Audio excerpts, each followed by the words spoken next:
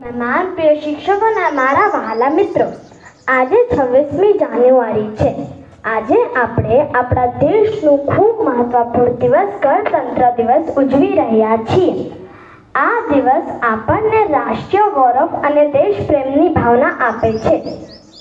ભારત આપણી માતૃભૂમિ છે. આપણા દેશમાં વિવિધ ભાષાઓ, પહેરવેશ, ધર્મો અને પરંપરાઓ છે, છતાં આપણે સૌ એકતામાં બંધાયેલા છીએ.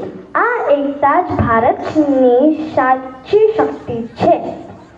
બંધારણ એટલે દેશ ચલાવવાના નિયમો અને કાયદાઓની સર્વોચ્ચ પુસ્તિકા.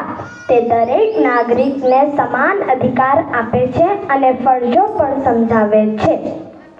ભારતનું બંધારણ ડૉક્ટર બાબા સાહેબ આંબેડકરના માર્ગદર્શન હેઠળ તૈયાર કરવામાં આવ્યું.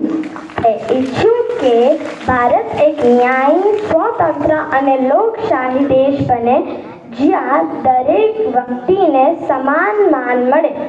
ચાલો આપણે સૌ મળીને આપણા દેશ ભારતનું ગૌરવ વધારીએ. જય હિન્દ, જય ભારત.